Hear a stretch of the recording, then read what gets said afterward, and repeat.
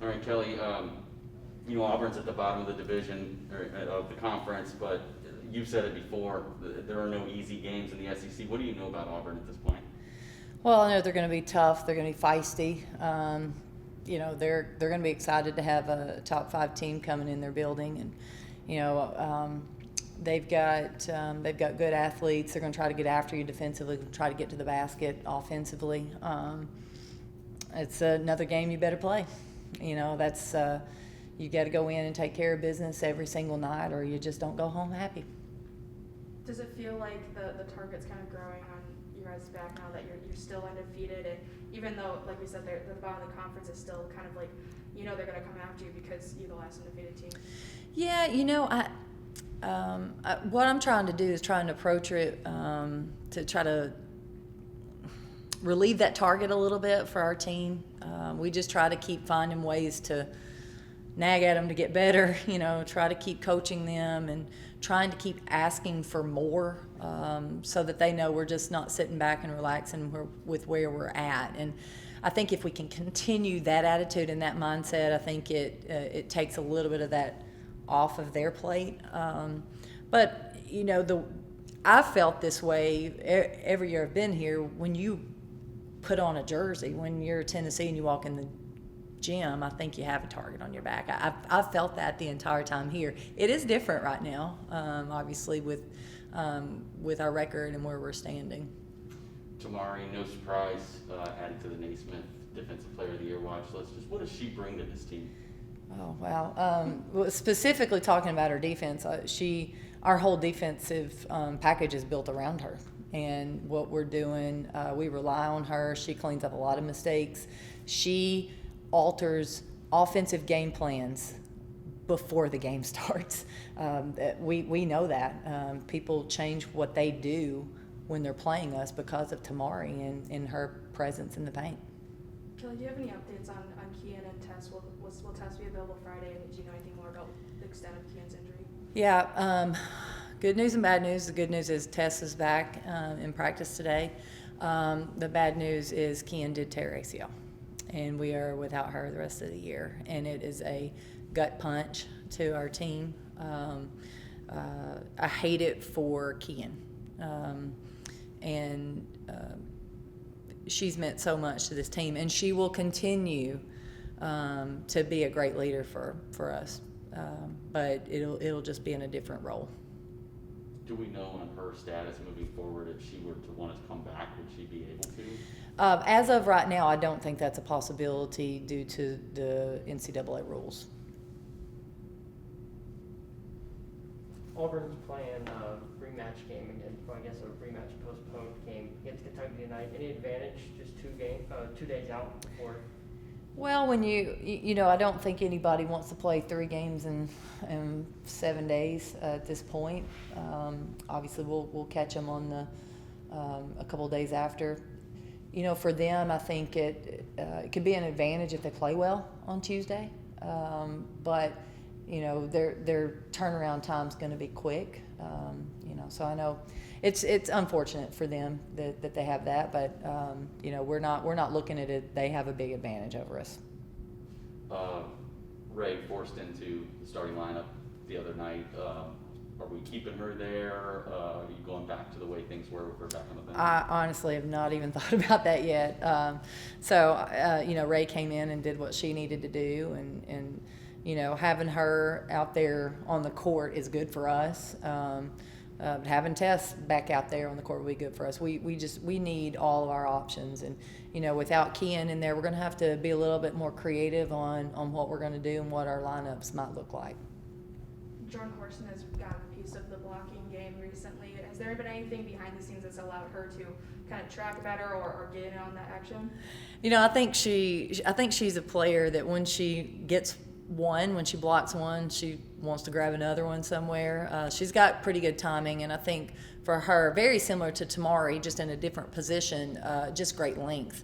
and good athleticism, and it puts her in position to be able to block shots. She's played pretty well off the ball or on the ball. Her defense has been really good. She keeps people in front of her, and if somebody gets an angle, she's a lot of times tall enough and athletic enough to recover and get a blocked shot.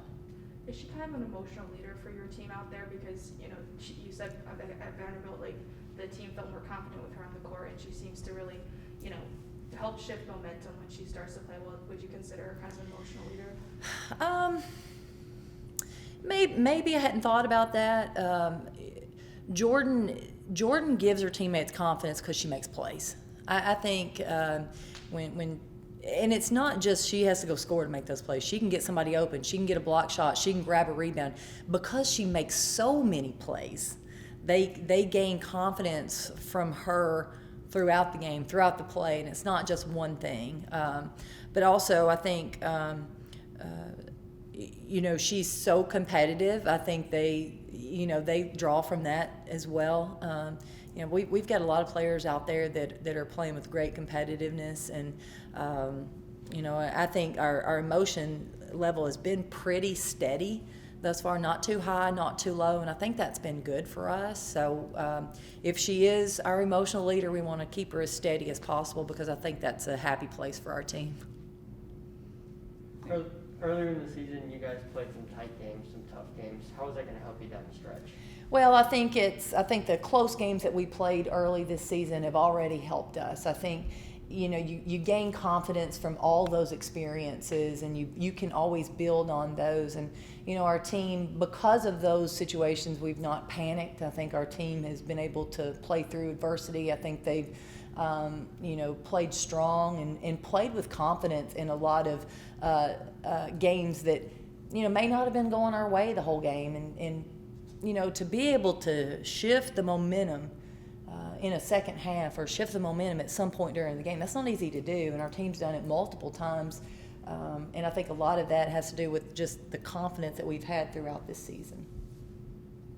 Coach, with such a strong start and a lot of people talking about the Lady Vols being one of the greatest teams they've seen this season, how can this team continue to grow and get better? Well, we just watched film from Georgia, and, you know, I think you're not going to say so because you guys pick up the stat sheet. I think we can do a better job rebounding. You know, I know, right? I think we can be a little bit better offensively with our efficiency, maybe a little bit more consistent there.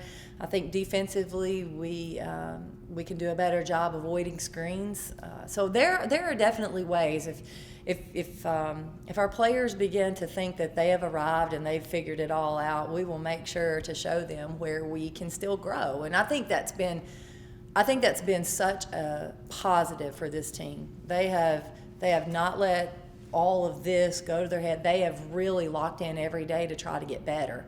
And our film sessions have been really good for that. But we talk about, hey, this was good. We talk about what's good. But we also talk about, y'all, this is not going to work in a month. And so that's a way that we learn as a team in the film room. Is there a point where you can say you've arrived? Is that a thing that a coach can ever say? No, Okay. Nobody's going to say that. No coach is ever going to give that up. So, you know, only one team finishes the season where they want to finish. Only one. And maybe in that moment, that coach gets to say, we've arrived. Kelly, I know you don't pay attention to the rankings. Like we said, you kind of block out the noise and help keep the team focused.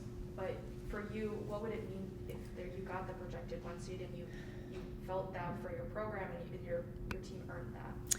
Well, the way I'm looking at it, if we did get that, then we have continued to play well at the end of the season, and I think that's what I'm worried about. Really, and the numbers are great. Don't get me wrong. You want to be ranked high. You want to have those opportunities. Definitely want to host. Just so many of those things. But when it comes to when you start talking about the NCAA tournament and you start talking about, you know, 1 versus a 4 or you know, whoever you're going to play, whatever number you are, to me it's more about the matchup. Is that going to be a good matchup for your team? And what we're trying to do right now is play through all these different matchups. Find a way to be positive and find a way to be productive against every opponent, because when it counts, when it matters in the NCAA tournament, you have to figure it out or you go home. And hopefully we're, building our resume to be able to do that. Any final questions for Coach? Okay. All Thank you. right. Thank y'all. Thanks, Coach. Thanks.